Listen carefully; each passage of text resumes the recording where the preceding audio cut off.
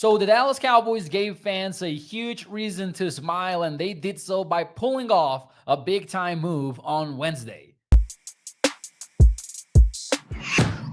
Hey, what's up, everyone? It's Mauricio Rodriguez here at A to Z Sports Dallas. I know, it's been a long offseason, right? I know Cowboys fans wanted Mike McCarthy gone, and they got that, most of them at least.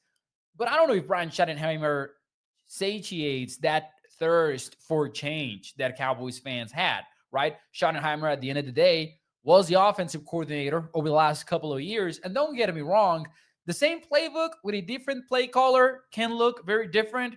But again, I don't know if it's the drastic shakeup that Cowboys fans had in mind. Matt Eberflus as defensive coordinator, I think he has a strong resume, but I think most fans will be a little bit concerned with how different he is to Mike Zimmer and to Dan Quinn and what that means for players like Micah Parsons, Trayvon Diggs, Deron Bland, because it's a significant change in my view. Nick Sorensen, I don't know that will get people excited. Honestly, we just don't know enough, I think, about Sorensen. Has been on special teams, has been on defense, so it's kind of hard to know what to make of it.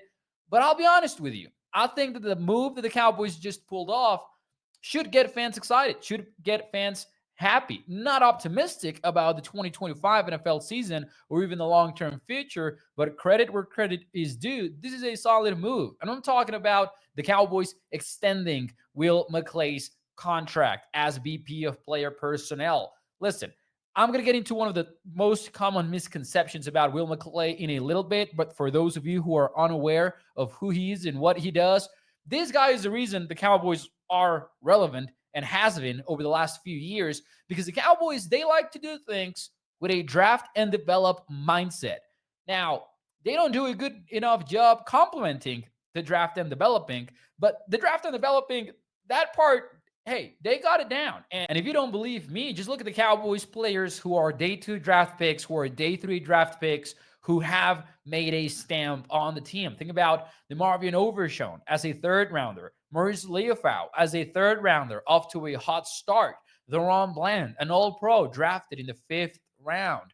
Think about Cooper Beebe, who looks like an NFL-ready starter at center. And there are so many other examples. And it doesn't even stop there. Think about the undrafted free agents that the Cowboys have that are playing quality football right now. Rico Dowdle at running back. You've got Brock Hoffman at right guard. You've got Hunter Liebke at fullback. And under Will McClay's reign, they've done it very consistently.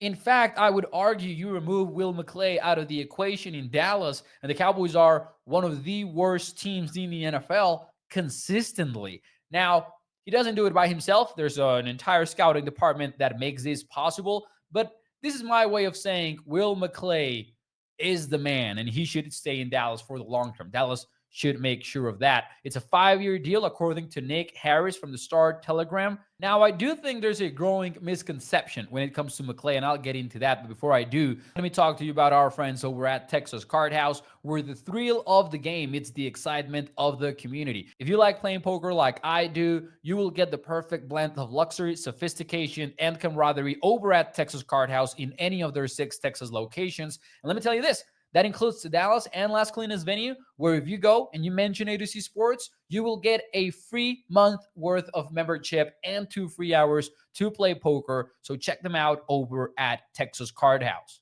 The common misconception with McClay is that he hasn't been successful as of late. And I understand that reasoning because you look at Tyler Guyton and there's question marks about whether or not he will become a quality left tackle in the NFL. And then there's Mazi Smith, who right now is a bust. You look at Luke Schoonmaker, also a bust. And I'm not going to sugarcoat it.